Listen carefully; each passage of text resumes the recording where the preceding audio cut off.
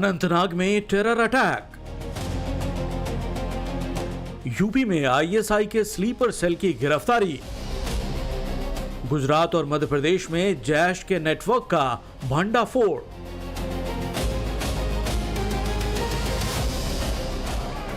और अब दिल्ली में हुए प्रोटेस्ट को लेकर इस्लामाबाद से लाहौर तक मुनीर के नैरेटिव गैंग का एक्टिव हो जाना, क्या इन सब का आपस में कोई कनेक्शन तो नहीं? इस पर आगे डिटेल में बात करेंगे, लेकिन उससे पहले एक बड़ा सवाल यह है कि क्या यह महज इत्तेफाक है या फिर मुनीर के टेरर प्लान की कोई सोची समझी साजिश का हिस्सा? ऑपरेशन सिंदूर में बुरी तरह पिटने के बाद पाकिस्तान पूरी ताकत लगा रहा है, हिंदुस्तान की शांति को भंग करने की पुरजोर कोशिशें कर रहा है। मुनीर अपने स्लीपर सेल और आतंकी आकाओं के साथ मिलकर पूरा खेल रच रहा है। अनंतनाग में हुए टेरर अटैक के बाद फिर से इस बात की चर्चा जोर शोर से हो रही है। टीआरएफ आतंकी संगठन ने इस आतंकी हमले की जिम्मेदारी ली है। पहलगाम में हुए आतंकी हमले के बाद ये पहला ऐसा आतंकी हमला है जिसमें पुलिस जवान की मौत हुई है और तब से लेकर आज तक लगातार सुरक्षा एजेंसियों ने एक प्रहार किया था आतंकियों पर, उनके नेटवर्क्स पर, और लगातार एक्शन लिया जा रहा है। लेकिन आज इस आतंकी हमले के बाद सुरक्षा एजेंसियां फिर एक बार अलर्ट हो गई हैं। पाकिस्तान बेस्ड आतंकी संगठन टीआरएफ ने इस अनंतनाग हमले की जिम्मेदारी ली है। पहलगाम हमले के बाद ये घाटी में हुई पहली आतंकी घटना है।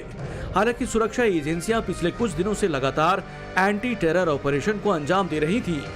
एक दिन पहले ही यूपी एटीएस ने बड़ी कार्रवाई करते हुए जिले के गैसडी से 29 साल के शहरोज अहमद को गिरफ्तार किया।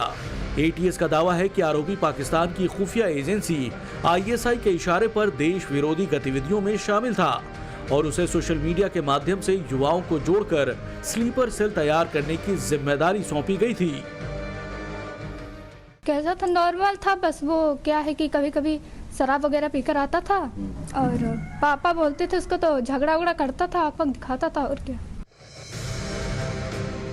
इससे पहले भी गुजरात एटीएस ने जैश टेरर मॉड्यूल के 8 आतंकियों को गिरफ्तार किया था।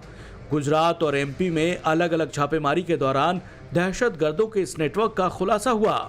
इन आतंकियों को गुजरात और मध्य प्रदेश में जैश के नेटवर्क को खड़ा करने का जिम्मा सौंपा गया था। तो क्या यह माना जाए कि मुनीर किसी बड़ी साजिश के तहत हिंदुस्तान में अपना टेरर नेटवर्क फैलाने की कोशिश कर रहा है? कहीं ऐसा तो नहीं कि बर्फ जमने से पहले पाकिस्तान का आतंकी नेटवर्क भारत में अपनी पैठ बढ़ाने की जुगत में है? दूसरी तरफ दिल्ली में हुए प्रोटेस्ट को लेकर भी पाकिस्तान में जबरदस्त तरीके से नैरेटिव सेट करने का खेल शुरू हो गया है। मुनीर की पूरी पलटन कैमरे के सामने एंटी इंडिया कंटेंट क्रिएट करने में जुटे हैं। सुना आपने, जिस मुल्क का खुद का कोई इकबाल नहीं, जहां ना तो लोकतंत्र है ना तो सियासत में कहीं जनता के हक की आवाज है, अब वो ज्ञान बांट रहा है। इतना ही नहीं, दिन में ही हसीन सपने भी देख रहा है कि भारत में इनकलाब दस्तक दे रहा है। अखिलेश यादव छात्र के आंदोलन को लेकर दिल्ली में फंसे। उधर सीएम योगी आदित्यनाथ ने यूपी का एजेंडा सेट कर दिया है। योगी आदित्यनाथ विरोधियों की दुखती रग यानी संभल हिंसा की फाइल को विधानसभा में रखने वाले। संभल हिंसा की फाइल में ऐसा क्या है जो विरोधियों के लिए मुश्किल खड़ी कर सकता है? सवाल यह भी है कि क्या 27 के चुनाव के लिए संभल, मथुरा और बहराइच एपी सेंटर बन रहा है? देखिए स्पेशल रिपोर्ट।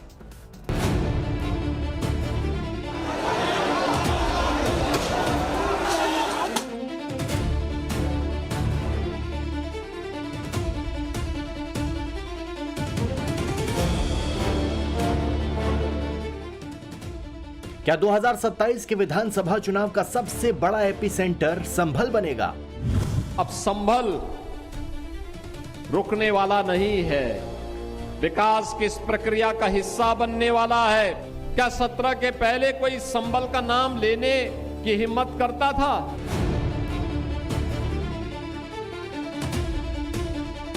लेकिन अब तुर्क की तुर्कई नहीं चलेगी। अब नहीं चल सकती है। अब तो संभल में वही होगा जो हरिहर मंदिर का आदेश होगा।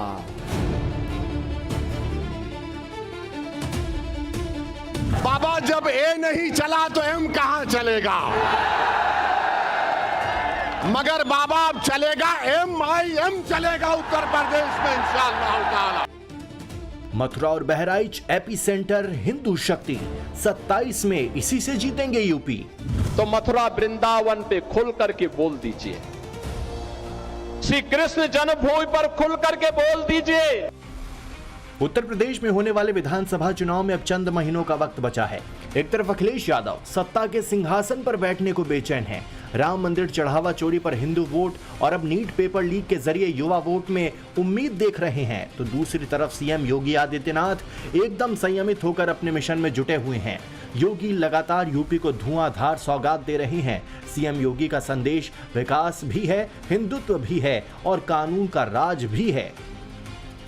अब संभल रुकने वाला नहीं है, विकास की इस प्रक्रिया का हिस्सा बनने वाला है और उसी प्रक्रिया के साथ जोड़ने के लिए आज मुझे यहां पे 570 करोड़ रुपए की परियोजनाओं को फिर से सौगात देने के लिए आना पड़ा है। संभल के विकास को ध्यान में रखते हुए जितने मार्ग थे सबको 4 लेन 2 लेन के साथ जोड़ते हुए गंगा एक्सप्रेसवे को मेरठ हरिद्वार से जोड़ते हुए प्रयागराज तक जोड़ा जा रहा है कि जब भगवान कल्कि का अवतार होगा यहां पर, तब देश और दुनिया फिर एक तीर्थ के रूप में हरिहर मंदिर का दर्शन कर पाएगी, भगवान कल्कि महाराज का दर्शन कर पाएगी।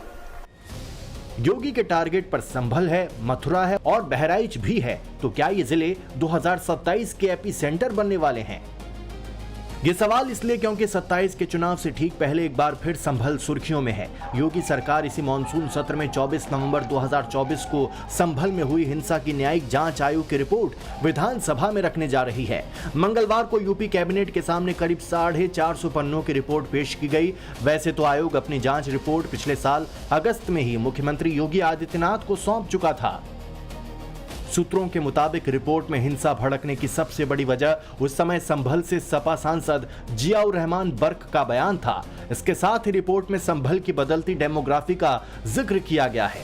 आयोग ने दावा किया है कि आजादी के समय संभल नगर पालिका क्षेत्र में हिंदुओं की आबादी करीब 45% थी, लेकिन अब यह घटकर करीब 15% रह गई है। रिपोर्ट में कहा गया है कि लंबे समय तक दंगे, हिंसा, धर्मांतरण और दूसरी घटनाओं की वजह से यह बदलाव आया।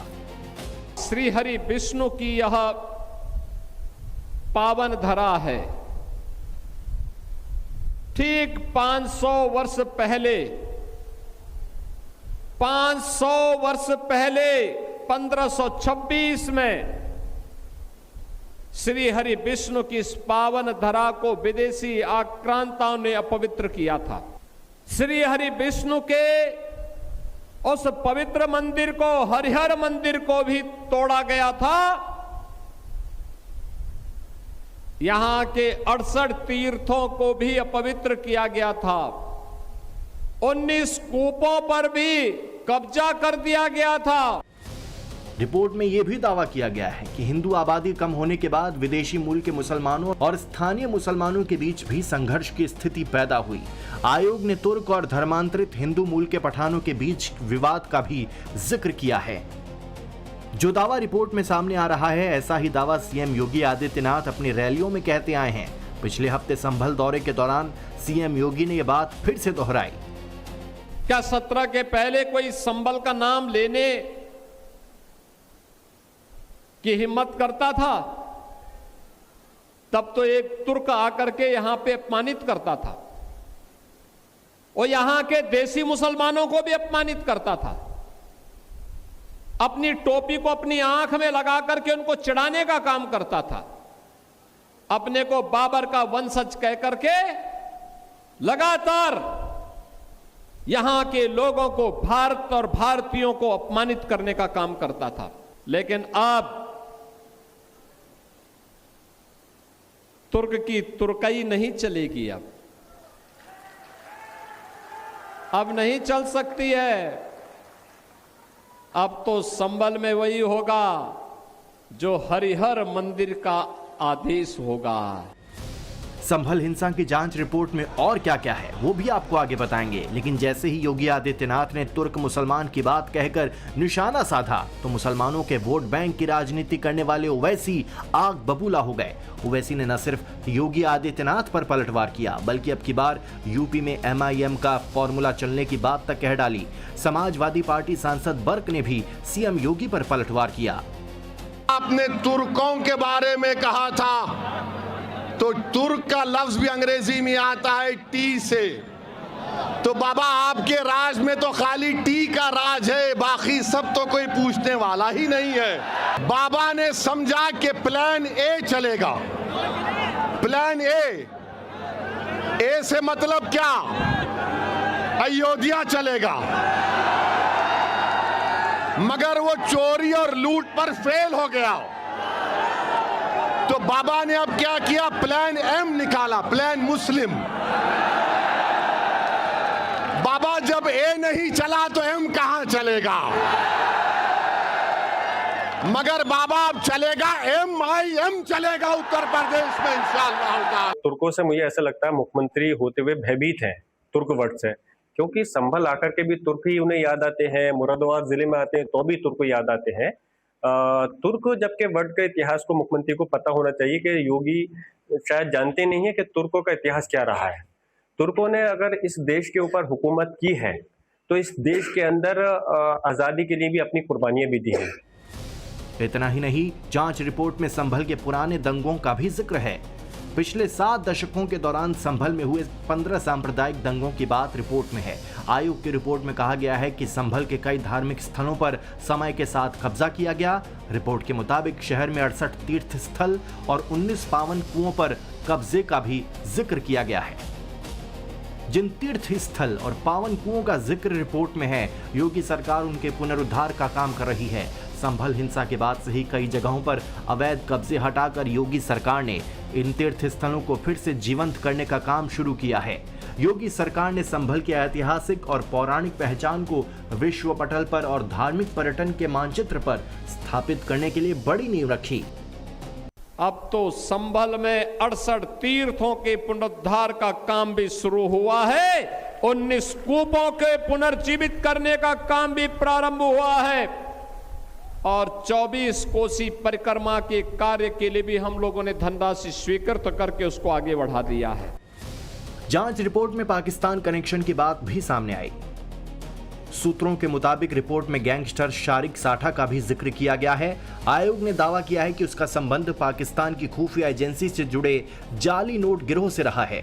रिपोर्ट में यह भी कहा गया है कि हिंसा के बाद जो हथियार बरामद किए थे उनमें एक विदेशी पिस्टल भी मिली थी जिस पर मेड इन USA लिखा था।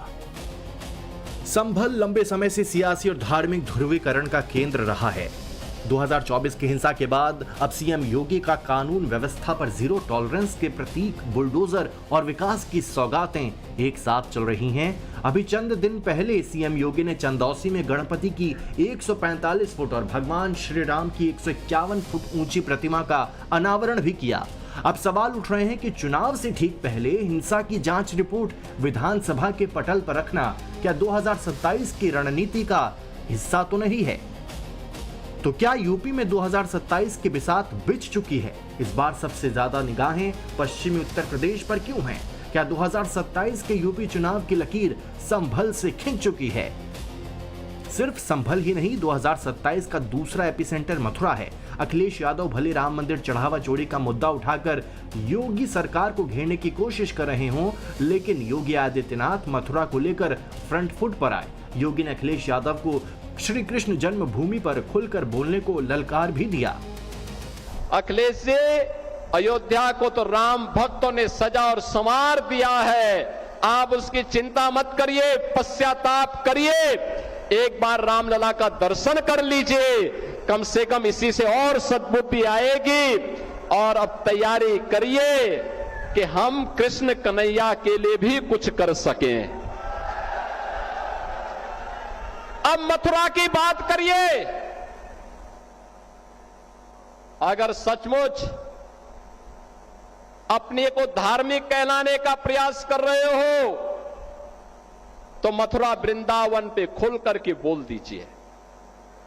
श्री कृष्ण जन्मभूमि पर खुल करके बोल दीजिए और बोलिए ना कि श्री राम जन्मभूमि मुक्ति के आंदोलन की तर्ज पर ही श्री कृष्ण जन्मभूमि की मुक्ति का भी अभियान चलना चाहिए।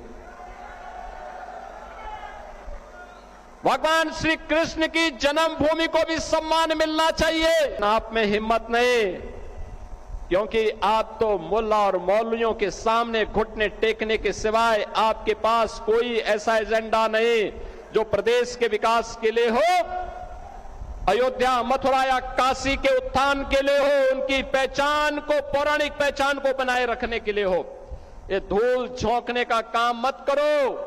एक खिसियानी बिल्ली खंबा नोचे वाली कहावत को चरितार्थ मत करो। अखिलेश यादव श्री कृष्ण जन्मभूमि पर फिलहाल तो बोलने से बच रहे हैं, लेकिन योगी जानते हैं कि हिंदू वोट को कैसे एकजुट करना है। एक दिन पहले बहराइच में योगी आदित्यनाथ ने तुष्टीकरण की राजनीति को भी आड़े हाथों लिया और साफ किया कि यूपी में किसी भी विदेशी आक्रांता के नाम पर आयोजन स्वीकार नहीं किया जाएगा। इसी बहराइच से ओवैसी ने अपने मिशन की शुरुआत की थी। अब सवाल है कि क्या यूपी में राष्ट्रवाद बनाम तुष्टीकरण की जंग से ही 2027 की नई सियासी पटकथा तैयार है। Bureau report, times now Navbharat. और इस समय की एक बड़ी खबर आपको बताएं, सोनम वांगचुक ने वीडियो संदेश जारी किया। वीडियो संदेश में सोनम वांगचुक ने कहा है कि मैं अभी जिंदा हूं। अनशन के 25वें दिन ये वीडियो संदेश जारी किया गया है। भरोसा मिला सरकार की ओर से तो आज ही अनशन खत्म कर दूंगा। मंत्रियों ने अनशन खत्म करने की अपील की है। सोनम वांगचुक की ये तस्वीर आई है, ये वीडियो उन्होंने जारी किया। ये 25वां दिन है मेरे अनशन का। 25वें दिन तक लगभग मेरा 11 किलो वज़न कम हुआ है और काफ़ी मांसपेशियां कम होने लगी हैं, मगर ठीक ही हूँ। कल मैं रात को यहाँ गुड़गांव के एक निजी अस्पताल में लाया गया हूँ सफदरजंग से, और मैं दाद देना चाहता हूँ उन सभी छात्रों को जिन्होंने इतने शांतिपूर्ण तरीके से खुद पर लाठियाँ खाते हुए वापस कोई हमला ना करते हुए, हालांकि बहुत उकसाने पर भी और कुछ तत्वों को पत्थर फेंकने के लिए लाए जाने पर भी आपने सब्र से काम लिया। मैं बहुत ही मेरा दिल पिघल गया इससे, और क्योंकि उन पर